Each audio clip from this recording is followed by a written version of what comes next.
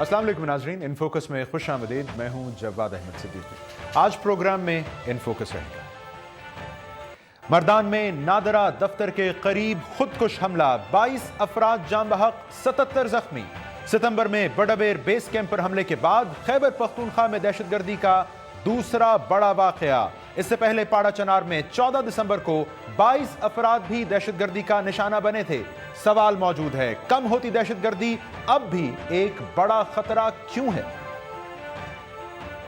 Daesh की पंजाब में मौजूदगी का इंकशाफ। काउंटर टेररिज्म डिपार्टमेंट का दाइश से वाबस्ता 8 मुबैयना अफराद को असलहे और इश्तहारी मवाद समेत गिरफ्तार करने का दावा। गिरफ्तार मुल्जिमान को अदालत में पेश कर दिया गया। कलअदम तंजीमों के बाद क्या पंजाब को दाइश से भी खतरा है? और पाकिस्तान में दहशतगर्दी से होने वाली हलाकतें 7 साल की कम तरीन सतह पर। Pakistan institute for conflict and security studies की रिपोर्ट के मुताबिक मर्दान खुदकुश हमले से कबल साल 2015 में दहशतगर्दी से 3274 हलाकतें हुई। 2009 में यह तादाद 10,415 थी। नाज़रीन, आज की सबसे बड़ी और अफसोसनाक खबर दहशतगर्दी का वो वाकया जिसकी लपेट में मर्दान आया और नतीजे में 22 अफराद अपनी जान से गए। इस पर बात करते हैं इस मुख्तसर ब्रेक के बाद। Stay tuned.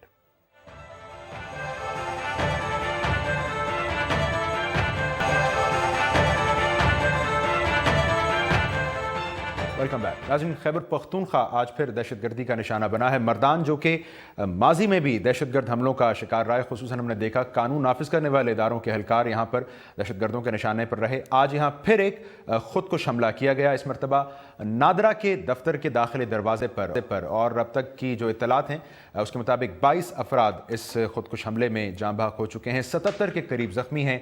इस हमले की जो जिम्मेदारी है वो अब तक की मीडिया इत्तलात के मुताबिक तहरीक तालिबान पाकिस्तान से वाबस्ता जमातुल अहरार ने कबूल की है। बताया जा रहा है कि 8 से 10 किलोग्राम बारूदी मवाद इस्तेमाल किया गया और जो सिक्योरिटी एहलकार नादरा दफ्तर के दाखिली दरवाजे पर जिसकी ड्यूटी थी उसने खुदकुश बमबार को दाखिल होने से रोका और वहाँ पर उसने खुद को ब्लो किया, जिसके नतीजे में नुकसान हुआ है। ये अगर आप थोड़ा सा माजी में देखिए तो इससे पहले हमने सितंबर में एक बड़ा दहशतगर्दी का वाकया PF का जो बड़ाबेर बेस कैंप था उस पर होता देखा। उसके बाद हमने देखा कि पाड़ा चनार में एक बाजार में धमाका किया गया प्लांटेड डिवाइस का, उससे भी लोगों की जानें गईं। तो ये वाकयात हमें क्या बता रहे हैं, खुसूसन उस साल के अख्ताम पर जिसको हम दहशतगर्दी के खिलाफ जंग में बड़ा अहम गर्दान रहे हैं। ये डॉट्स मुख्तलिफ कैसे कनेक्ट होते हैं, इस पर बात करने के लिए मेरे साथ मौजूद हैं इस वक्त दिफाई तज्जियाकार ब्रिगेडियर रिटायर्ड मोहम्मद साद साहब। साद साहब, शुक्रिया आपके वक्त का। सर, जैसा मैंने बताया, सितंबर में बड़ाबेरा इसेंशली एक सिक्योरिटी इंस्टॉलेशन, फिर पाड़ा चनार एक बाजार पर हमला और आज फिर मर्दान में एक पब्लिक स्पॉट पर हमला। तो ये डॉट्स कैसे कनेक्ट हो रहे हैं, कैसे देखें इसको हम?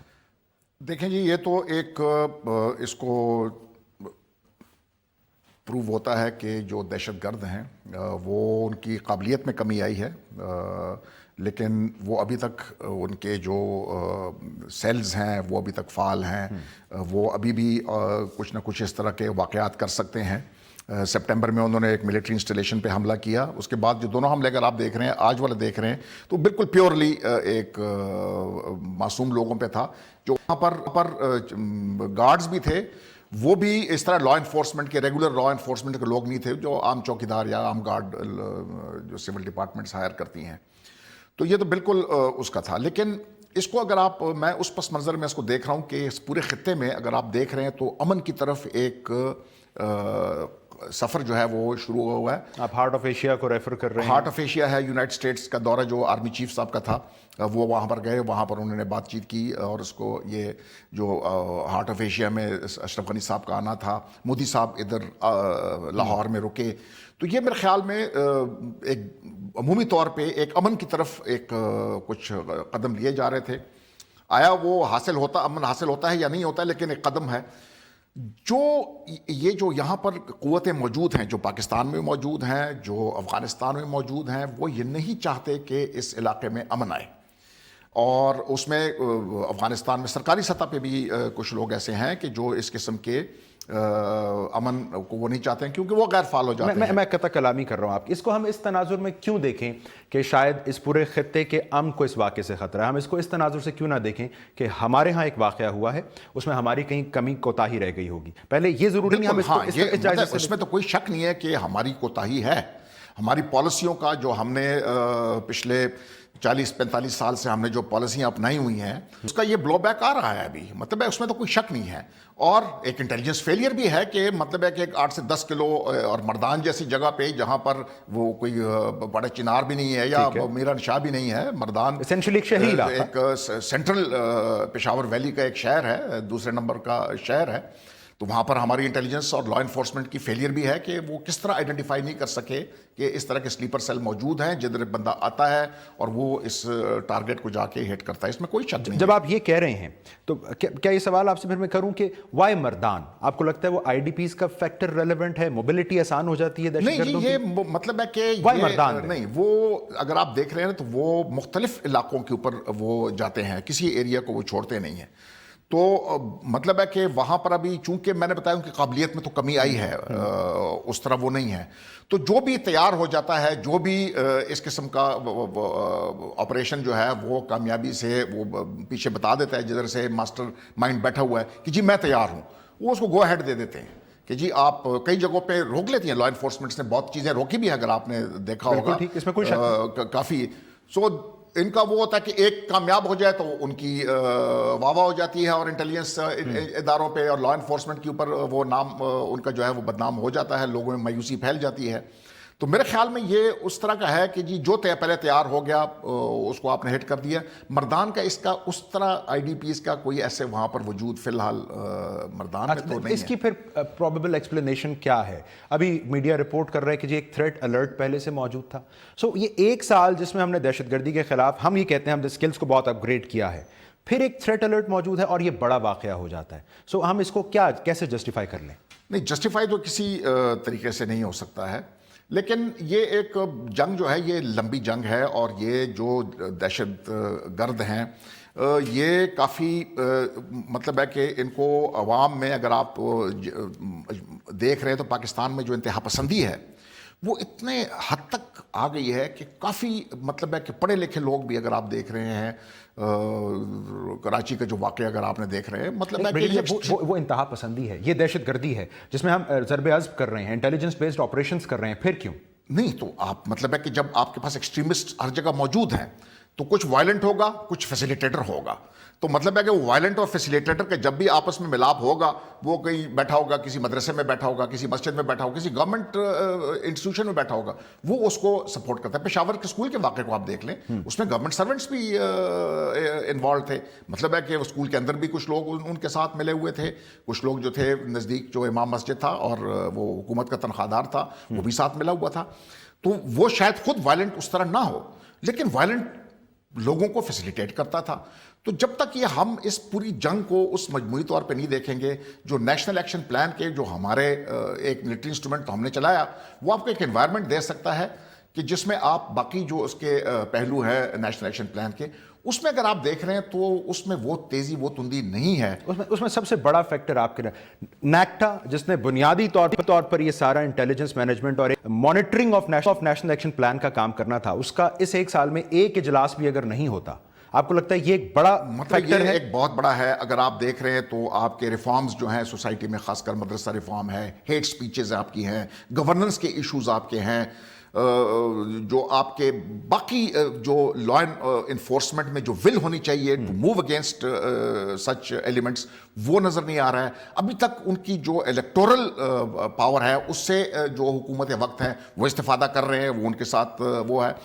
تو جب تک یہ تمام چیزیں مطلب ہے کہ ان کے اوپر آگے حرکت نہیں ہوگی, مل کر حرکت نہیں کریں گے, تو ہم کہتے ہیں امن و امان صوبے کی ذمہ داری ہے. تو ابھی ہماری کے پی کے کی جو صلاحیت ہے, صوبائی صلاحیت دہشت گردی سے نمٹنے کی, امن و امان بحال رکھنے کی, اس پر آپ کی رائے کیا ہے؟ مطلب ہے کہ جو صوبائی وہ ہے لا انفورسمنٹ, میرے خیال میں کافی بہتری آئی ہے اس میں, لیکن جو یہ جس قسم کے تھریٹس ہیں اور جس قسم کا وہ دشمن ہے وہ بہت ہی وائلنٹ ہے اور بہت ہی ویل ٹرینڈ ہے, بیٹل ہارڈنڈ ہے. اس کو پولیس اور جو نارمل یہ ہے یہ اس طرح اس کے ساتھ ڈیل نہیں کر سکتی. آپ نے کراچی میں فیڈرل فورس ڈالی ہے نا, تو مطلب ہے کہ پھر یہاں پر بھی ہمیں کچھ نہ کچھ ایک فیڈرل اسسٹنس پختونخوا میں بھی, وہ کس صورت میں ہو سکتی ہے؟ مطلب جیسے آپ نے کراچی میں کیا ہے, آپ نے رینجرز کو اسپیشل اختیارات دیے ہیں, یہاں بھی اسپیشل, یہاں پر بھی یہ مطلب ہے کہ دینے چاہیے تھے, پنجاب میں بھی اس قسم کے دینے چاہیے. تو ایک فیڈرل اسسٹنس جو ہے نا, ایک فیڈرل فورس کی چونکہ ان کے تربیت ان کی بہتر ہوتی ہے، ان کے پاس اسلحہ جو ہے وہ بہتر ہے، ان کی آرگنائزیشن بہتر ہے، ان کے جو فائنینشیل ریسورسز ہیں وہ بہتر ہیں، ان کے جو انٹیلیجنس ریسورسز ہیں وہ بہتر ہیں. تو میرے خیال میں یہ ہمیں جو فیڈرل اور فرنٹیئر میں ہے فوج اسسٹنس کر رہی ہے، لیکن اس پیمانے پہ نہیں ہے جس طرح آپ نے کراچی میں دیا ہوا ہے. میرے خیال میں پختونخوا میں بھی تو فیڈرل کی اسسٹنس. مردان اسپیسیفک میں آپ سے سوال کر رہا تھا، یہ ہمارے سامنے اطلاع ہے ابھی اسی دسمبر کے آغاز میں بڑا میسو لیول پر وہ سرچ اینڈ ٹارگٹ آپریشن کیا گیا. 327 لوگ یہاں سے گرفتار کیے گئے اور ڈی پی او صاحب بتاتے ہیں کہ جی ہم نے یہاں پر چیک پوسٹ بنائی ہیں jointly manned by police and army personnel. اس کے باوجود آج شہر کے بیچوں بیچ اگر ایک دہشت گرد رسائی حاصل کر رہا ہے تو یہ 350 لوگ کون تھے اور ان کو گرفتار کرنے کا کیا فائدہ؟ سب سے پہلے تو آپ مطلب ہے کہ ادھر جو ہے وہ 350 ادھر گرفتار ہوئے، 2200 تقریباً کراچی میں گرفتار ہوئے ہیں. اس کے اوپر ہمیں ایک وہ کرنا چاہیے، ریسرچ کرنی چاہیے کہ ان کا آگے کیا بنتا ہے. شہر ہے، ایک علاقہ ہے، کدھر گئے باقی وہ لوگ کدھر گئے؟ جب آپ نے پولیس کو ہینڈ اوور کیا، سپوزنگ آرمی نے کیا، رینجرز نے کیا یا پولیس نے خود کیا، ان کا آگے کیا بنا؟ ان کو ایک ایک کر کے آپ دیکھیں گے سارے چھوٹ جاتے ہیں. یہ اصل مسئلہ ہے، چھوٹ جاتے ہیں. یہ مطلب ہے کہ اگر آپ جتنے بھی دیکھیں کراچی میں لوگ پکڑے گئے تو اگر آپ ان کی کیس ہسٹری دیکھیں وہ سارے 2-2 3-3 مرتبہ جیل میں گئے، ان کو بیل ملی ہے کیونکہ ہماری جوڈیشل جو کرمنل جوڈیشل سسٹم ہے وہ کمزور ہے بہت زیادہ، اور دوسری یہ ہے کہ ہمارے پروسیکیوشن جو ہے وہ دلچسپی نہیں رکھتی ہے، ان کے پاس وہ وسائل نہیں ہیں، ان کے پاس وہ تربیت نہیں ہے. اب جو براڈر پکچر جس کا آپ ذکر کر رہے تھے ٹورڈز دا ویری اینڈ، یہ جو عمل افغانستان میں ہم شروع کرنے کے لیے سپورٹ کر رہے ہیں، اس کا فال آؤٹ آپ کو یہاں کے پی کے اور فاٹا میں نظر آ رہا ہے؟ بالکل یہ آئے گا. اس طرح افغانستان میں بھی آئیں گے، اس طرح بڑے پیمانے پہ وہاں پر بھی اس قسم کے حملے ہمیں اس پہ بھی تیار ہونے چاہیے کہ وہاں پر بھی آ سکتے ہیں. اس سے پہلے کابل میں اگر آپ نے دیکھا ہوگا وہاں پر ایک ٹرک بم دھماکہ ہوا تھا جس کو طالبان نے ڈینائی کیا تھا کہ ہم نے کیا. اس کا مطلب ہے کہ ایسے قوتیں افغانستان میں ہیں جو امن نہیں چاہتی، اور وہ تقریباً 40 یا 45 آدمی کابل کے اندر ٹرک بم کے اندر مارے گئے تھے اور وہ طالبان نے کہا تھا کہ ہم نے نہیں کیا. تو اس طرح پاکستان میں بھی آپ نے دیکھا کہ یہ آ رہے ہیں. تو ہمیں یہ افغانستان کی جو حکومت ہے اور پاکستان کی حکومت ہے ان کو یہ سمجھ لینا چاہیے کہ قوتیں بہت ہیں جو امن کے راستے میں آپ کی رکاوٹیں کھڑی کرے گی، لیکن ہم نے اسٹیٹمنٹ شپ دکھانی ہے، ہم نے اوپر اٹھنا ہے اور امن کی طرف سفر کرنا ہے. بریگیڈیئر صاحب بہت شکریہ. بریگیڈیئر صاحب بتا رہے تھے کہ آج کا جو واقعہ ہے مردان پہ بنیادی طور پر جو اس پورے خطے کے اندر امن واپس لانے کی ایک اجتماعی کوشش ہے، اس پر حملے کے تناظر سے بھی دیکھنا چاہیے، اور پھر یقیناً یہ ہمارا جو نیشنل ایکشن پلان ہے اس کے نفاذ میں ہمارے اینڈ سے جو کوتاہیاں اور خامیاں ہیں اس کی جانب بھی ایک بڑی نشاندہی ہے. سو ہمیں اپنی حکمت عملی کو مزید مربوط اور مؤثر بنانا ہوگا. ایک مختصر بریک ناظرین، اس کے بعد آ کے ایک اور اہم خبر کا تذکرہ کریں گے. گزشتہ روز پنجاب کے شہر سیالکوٹ سے داعش سے وابستہ افراد کو کاؤنٹر ٹیررزم ڈپارٹمنٹ نے حراست میں لیا ہے. آج انہیں عدالت میں پیش کیا گیا ہے. یہ فینومینن کیا ہے؟ بات کرتے ہیں اس بریک کے بعد.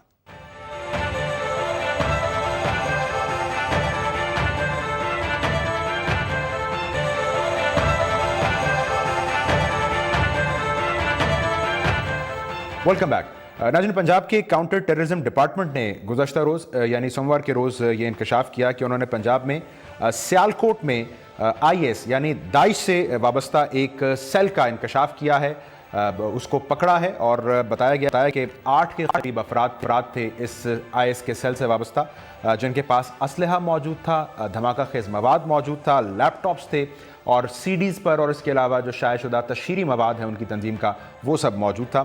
بتایا ہے سی ٹی ڈی نے اس کے ساتھ ساتھ یہ بھی کہ بنیادی طور پر یہ جو لوگ گرفتار کیے گئے ہیں ان کا تعلق پنجاب کے مختلف اضلاع سے ہے، لیکن انہوں نے اپنا جو آپریٹنگ کیمپ ہے وہ سیالکوٹ کو بنا رکھا تھا اور سی ٹی ڈی نے بڑی بروقت کارروائی کرتے ہوئے ان کی نشاندہی کی، انہیں پکڑا ہے. یہ بھی بتایا ہے سی ٹی ڈی نے کہ ان میں کم از کم 3 افراد ایسے بھی ہیں جنہوں نے باقاعدہ جسے کہتے ہیں یہ عسکری تربیت حاصل کر رکھی تھی دہشت گردی کے حوالے سے. یقیناً یہ بڑی قابل تحسین کارروائی ہے کاؤنٹر ٹیررزم ڈپارٹمنٹ کی، لیکن ایک بڑا سوال اس واقعے کے تناظر میں ہمارے سامنے آتا ہے کہ خدا نہ خواستہ کیا پنجاب میں داعش اپنی جڑیں پکڑ رہی ہے، اور اس کے ساتھ یہ بھی کہ کیا جو کلعدم تنظیمیں پنجاب کے حوالے سے بتایا جاتا رہا ہمیں کہ وہ بڑی ان کے لیے آئیڈیولوجیکل وہاں پر سپیس موجود ہے، ان کی جگہ تو خدا نہ خواستہ کہیں یہ تنظیم نہیں لینے والی. بات کریں گے اس پر. میرے ساتھ موجود ہیں اس وقت ٹیلی فون لائن پر آپ کے وزیر قانون رانا ثناء اللہ صاحب اور مصنف اور تجزیہ کار احمد رشید صاحب بھی میرے ساتھ موجود ہیں. ان کی جانب آنے سے پہلے رانا صاحب، یہ بڑی اچھی کارروائی کی سی ٹی ڈی نے، لیکن اگر آپ ہمیں بتائیے کہ یہ لوگ کب سے یہاں موجود تھے سیالکوٹ میں، ان کا کام کرنے کا طریقہ کار تھا کیا؟ دیکھیں یہ جو لوگ ہیں یہ یعنی یہ ڈسکا تحصیل ہے، اس کے یہ ایک گاؤں کے رہنے والے یہ لوگ ہیں، اور یہ لوگ تو یہاں پہ بہت پہلے سے موجود ہیں، اور ان کا ایک کالعدم تنظیم سے بنیادی طور پہ اس سے پہلے تعلق تھا، اور ان میں سے دو لوگ، ایک کا نام جو ہے وہ ابو معاویہ سلفی، اور ایک کا نام رضوان جو کہ شہباز پورہ سیالکوٹ کا رہنے والا ہے۔ یہ لوگ، ان دونوں کے متعلق ہماری ابتدائی جو انویسٹیگیشن ہے اس کے مطابق یہ لوگ خود سے کہیں پہلے سے گئے ہوئے ہیں وہاں شام میں، وہاں پہ جو بھی ان کے خیال میں جہاد یا وہاں پہ جو لڑائی ہو رہی ہے اس میں حصہ لینے کے لیے۔ اب ان لوگوں کے ساتھ، ان لوگوں کا جو ہے وہ یہ دو بھائی ہیں، بابر بٹ اور ندیم بٹ، ان دونوں کے ساتھ رابطہ تھا۔ تو یہ لوگ جو ہے ملیٹنسی ان کے ذہنوں میں تھی، اس سے پہلے یہ کالعدم تنظیم سے وابستہ رہے ہیں، انہوں نے کوئی ٹریننگ وغیرہ بھی حاصل کی ہوئی ہے۔ تو اب ابھی یہ اس پوزیشن میں تھے کہ یہ اپنے جیسے لوگوں کے ساتھ جو ہے یہ رابطے پہ تھے، اور کچھ ان کے ذہنوں میں یہ خیال تھا کہ ہم وہاں شام چلے جائیں، وہاں جا کے جہاد میں حصہ لیں، خلافت ہونی چاہیے، جمہوریت نہیں ہونی چاہیے، فوج کے متعلق نفرت، پولیس کے متعلق نفرت، موجودہ سسٹم کے متعلق نفرت، یعنی اس قسم کے رانا ان کے صاحب آپ خیالات وضاحت اور کر اس دیں، قسم کا۔ جو میری معلومات کے مطابق تو وہ شاید یہاں بھی خدا نخواستہ کارروائیوں کے لیے انفراسٹرکچر بنا چکے تھے۔ نہیں، ابھی اس پوزیشن میں وہ نہیں تھے کہ اچھا، وہ کوئی یہاں پہ انہوں نے کوئی کاروائی کی ہو یا کسی کاروائی کی کو انہوں نے پلاننگ کی ہو، یعنی یہاں پہ کسی کاروائی کرنے سے پہلے جو ہے وہ کوئی کسی چیز کو ٹارگٹ کریں، اس کی ریکی کریں، اس کی پلاننگ کریں، ایسی چیز ابھی ان سے کوئی جو ہے وہ ابتدائی انویسٹیگیشن میں برآمد نہیں ہوئی، لیکن بہرحال وہ اس قسم کی ملیٹنسی جو ہے وہ اپنے ذہنوں میں رکھتے تھے۔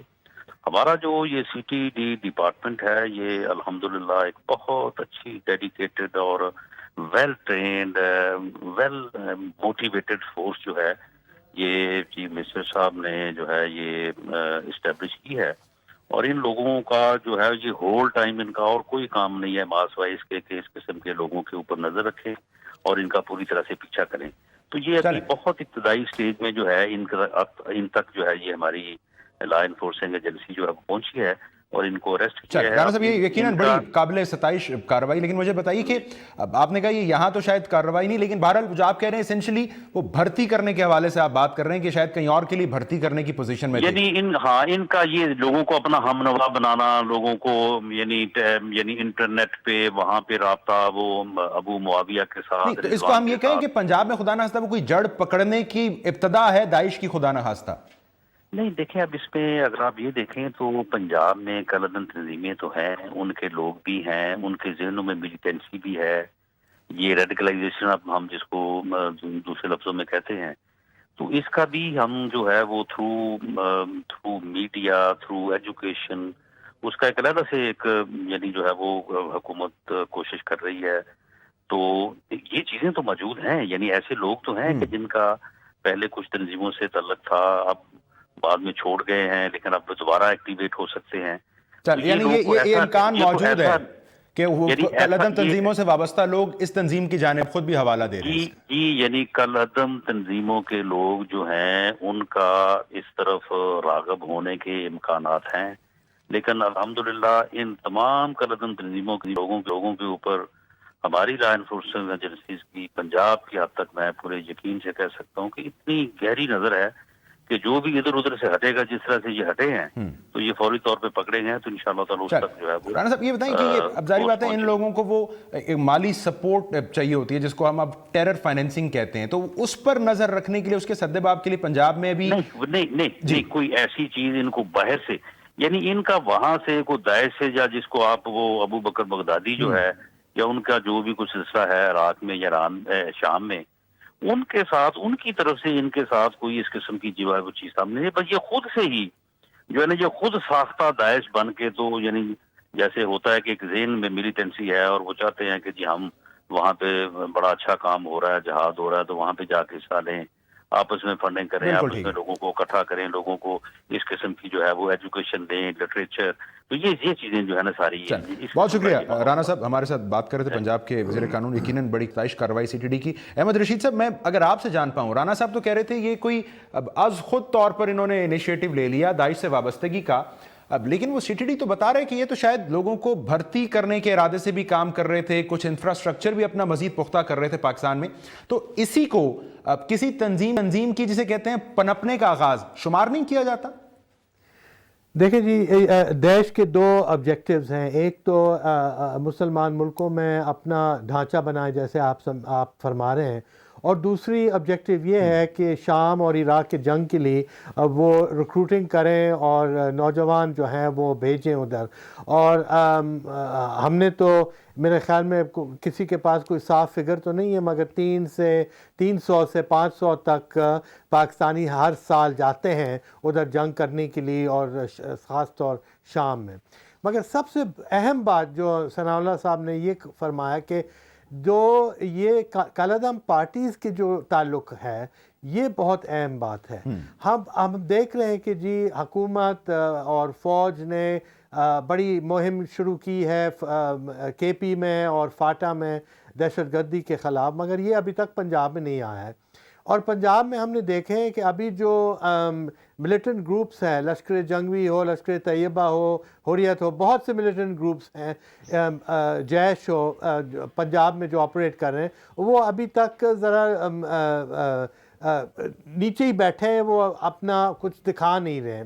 مگر ہم یہ بھی دیکھ رہے ہیں کہ ان کا نوجوان جو طبقہ ہے یہ باہر جا کے جنگ کر رہا ہے, شام میں صرف اور داعش کے ساتھ ہے, افغانستان میں طالبان کے ساتھ ہے, اور ابھی ہم نے کندوز میں دیکھا کہ بہت سے پاکستانی ملیٹنٹ جو ہیں وہ کندوز کی جب شہر قبضہ ہوا تھا طالبان سے تو وہ پاکستانی بھی اس میں شامل تھے, اور وہ دیکھیے کہ وسطی ایشیا کے ساتھ وہ لگتا ہے, تو پاکستانی ادھر تک بھی پہنچ گئے ہیں.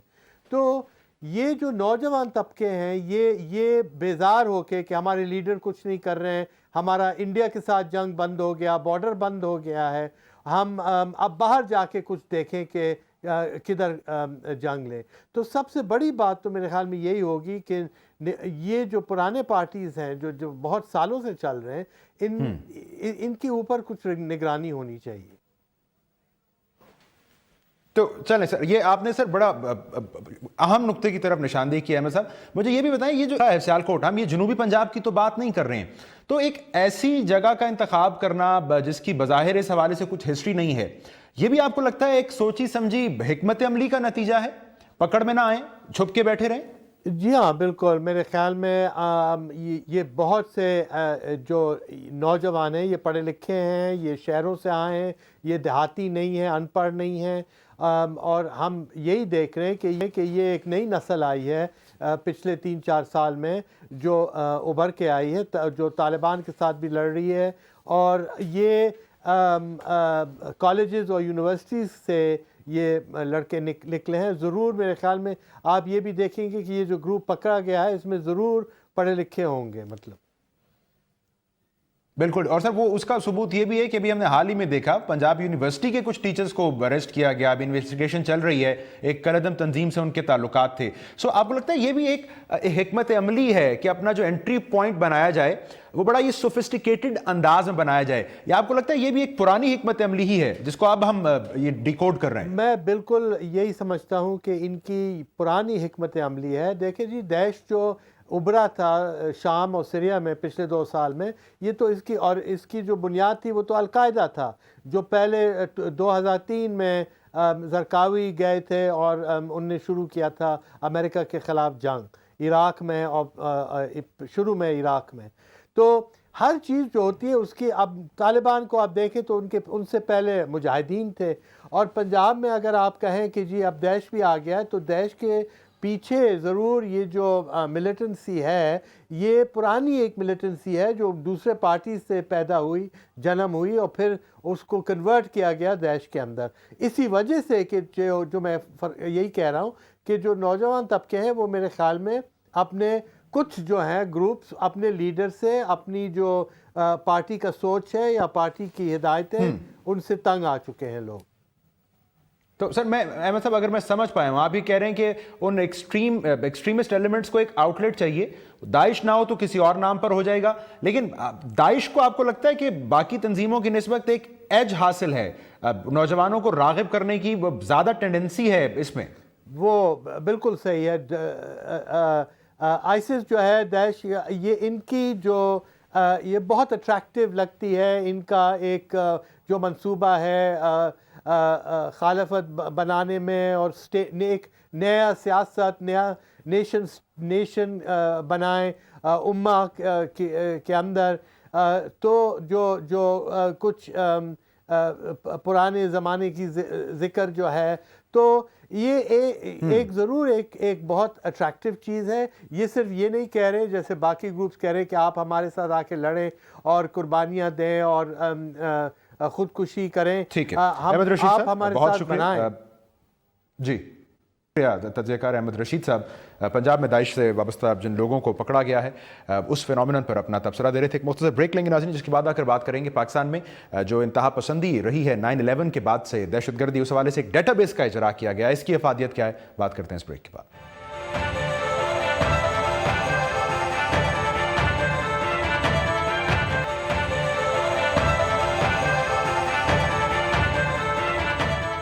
Welcome back. ناظرین, جب تک حقائق سامنے نہ ہوں حقیقت کا تعین نہیں ہو سکتا, اور جب تک حقائق اور حقیقت کا جو باہمی تعلق ہے اس کو بغور نہ دیکھا جائے تو پھر جو گراؤنڈ ریالٹیز ہیں, زمینی حقائق, وہ بہت واضح نہیں ہوتے ہیں. اسی نظریے کے تحت Pakistan institute of conflict and security studies نے پاکستان میں 9/11 کے بعد سے عسکریت پسندی کا ایک ڈیجیٹل ڈیٹا بیس لانچ کیا ہے. اور اگر میں یہ کہوں کہ اپنی نوعیت کا پہلا پبلک ڈومین ڈیٹا بیس ہوگا تو غلط نہیں ہوگا. اس تک رسائی ریسرچرز کو رہے گی, پاکستانی میڈیا کو رہے گی, اور یقیناً جو تعلیم کے شعبے سے وابستہ افراد ہیں ریسرچ کی غرض سے, ان کو بھی اس تک رسائی رہے گی. تو اس ڈیٹا بیس کی بنیادی طور پر افادیت اور ضرورت کیا ہے؟ یہ ہمیں کچھ سمجھانے میں بھی مدد دے رہا ہے ڈیٹا بیس, یا دے گا, یا یہ محض اعداد و شمار کا ایک گورکھ دھندا ہے؟ اس پر بات کرنے کے لیے ہم نے زحمت دی ہے. میرے ساتھ موجود ہیں سابق سینیٹر ہیں, سابق سفیر ہیں, اور Pakistan institute of conflict and security studies chairman بھی ہیں جناب اکرم ذکی صاحب. سر بہت شکریہ, آپ کو زحمت دی. مجھے ذرا بتائیے کہ افادیت کیا ہے اس ڈیٹا بیس کی؟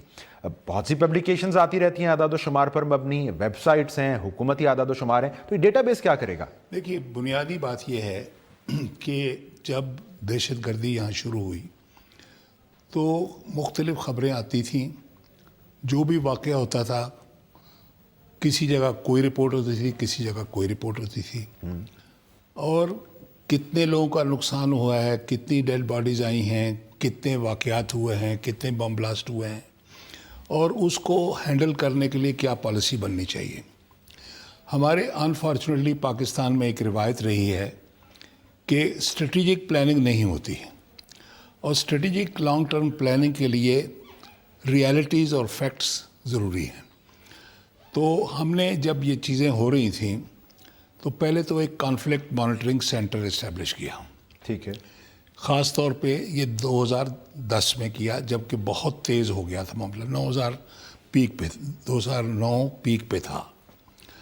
تو جب ڈیٹا کلیکٹ ہوا تو پھر ہم نے سوچا کہ اس کو ایونٹ کے ساتھ کوریلیٹ کرنا ضروری ہے کہ کس وقت کس کازز سے آگے بڑھی چیز یا کم ہوئی, اور ان کی نوعیت کیا ہوئی.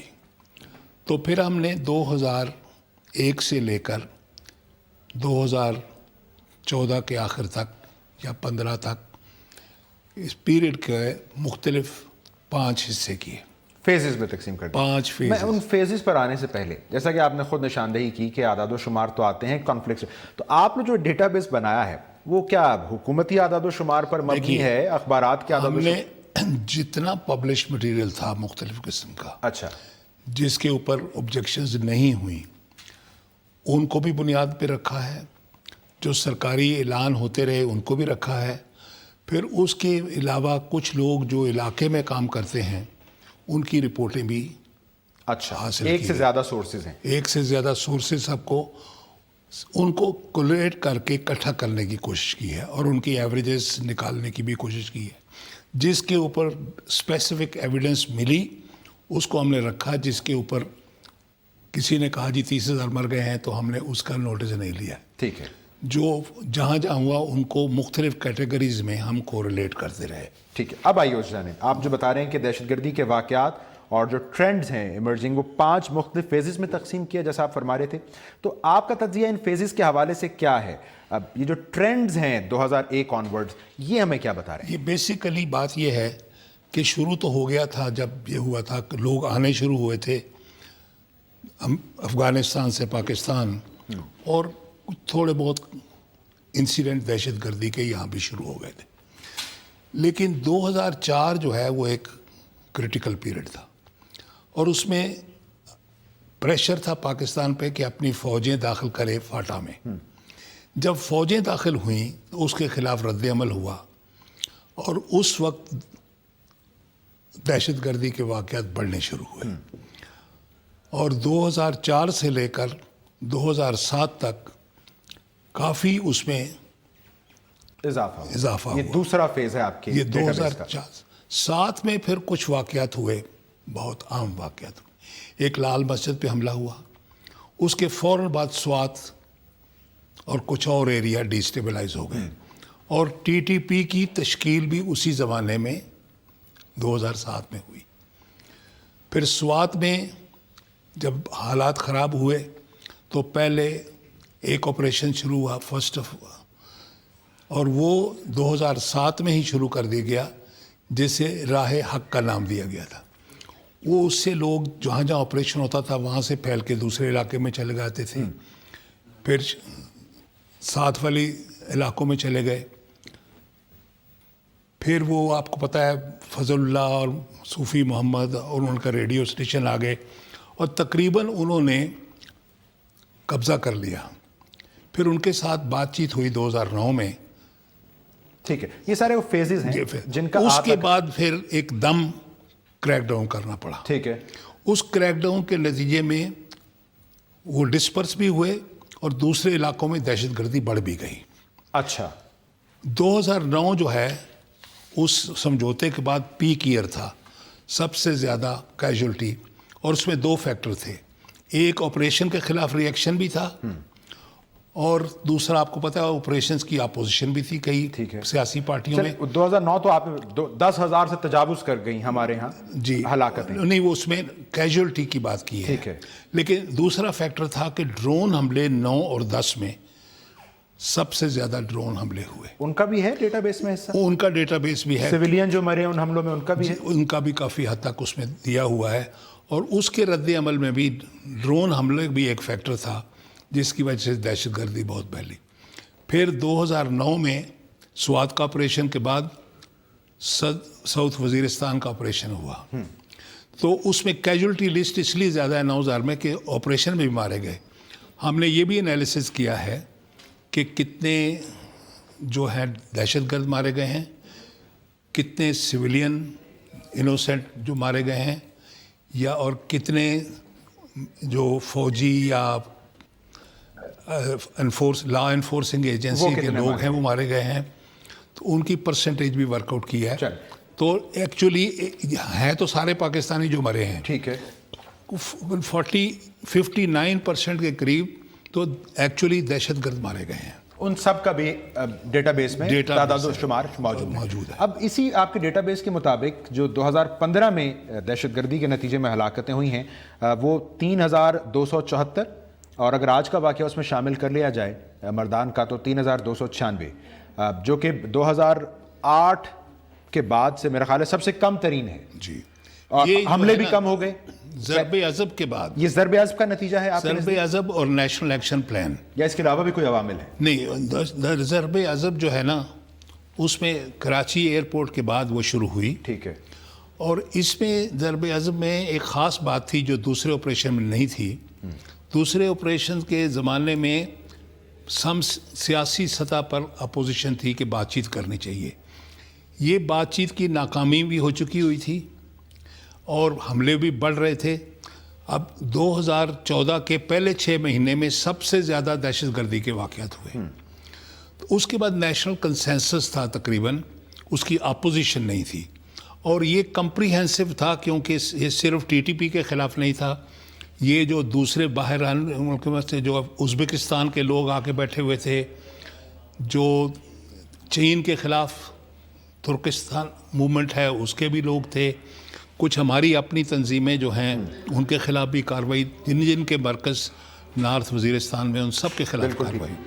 تو لیکن یہ 16 دسمبر کے بعد جو نیشنل ایکشن پلان بنا اس کے نتیجے میں اور کمی آ گئی. چلیے moving on towards the very and, اگر میں آپ سے سمجھ پاؤں تو آپ چیئرمین ہیں، اس ادارے کا کام صرف یہ اعداد و شمار اور ڈیٹا بیس اسٹیبلش کرنے تک تھا، یا اب اس سے آگے پالیسی سازی میں بھی کوئی گائیڈ لائنز دینے میں رہے گا؟ بیسک بات یہ ہے کہ کاؤنٹر نیریٹو ہم کریٹ کرنا. اچھا، بڑی اہم ذمہ داری لی آپ لوگوں نے. کاؤنٹر نیریٹو جب تک فیکٹس نہ معلوم ہوں کہ کس کس وجہ سے ہوا ہے اور ان کا تدارک کیسے کرنا ہے. اب بیسیکلی بات یہ ہے کہ terrorism is not an act, it is a mentality. اس مینٹیلٹی کے لیے ہم یہ کہتے ہیں کہ ان کی ری ایجوکیشن کا کیا پلان بننا ہے. That is a next phase. ہم نے ابھی یہ کیا ہے کہ مدرسہ ریفارم میں کچھ لوگوں کو لے کے ان کو میسج دوسری طرح کے دینے کا وہ بھی پروگرام ہو. مجھے بتایا جا رہا ہے وقت ہماری گفتگو کا ختم ہو گیا. اکرم ذکی صاحب بہت شکریہ. بڑی اہم کاوش اکرم ذکی صاحب جس کا حوالہ دے رہے ہیں کہ کم از کم جو حقائق اور اعداد و شمار درست ہوں، اسی کی بنیاد پر پھر زمینی حقائق استوار ہو سکیں گے، انہی کی بنیاد پر درست پالیسی بن سکے گی. اس کے لیے یقیناً یہ جو ڈیٹا بیس جس کا اجرا کیا گیا ہے بڑا ریفارم بنیادی چیز ہے جو کہ ابھی ہمارے ایکشن پلان میں نہیں آئی. بالکل ٹھیک ہے، لیکن بڑی شدت سے اس کی کمی محسوس ہو رہی ہے. Administrative reform and police reforms, army جو ہے وہ ان کے اسٹیبلش سینٹر کو ڈسٹرائے کر سکتی ہے، لیکن جو سلیپنگ سیلز ہیں اس کے لیے انٹیلیجنس اور پولیس کا کام ہے. بالکل ٹھیک. اور ان سارے ناظرین اقدامات اور اصلاحات کے لیے جو فیکٹس ہیں ان کا درست ہونا بڑا ضروری ہے، اور یہ ڈیٹا بیس کا جو اجرا ہے اسی جانب ایک بڑا اہم قدم ہے. آج کے پروگرام سے ناظرین اتنا ہی. کل آپ کی خدمت میں دوبارہ حاضر ہوں گے. پروگرام دیکھنے کا شکریہ.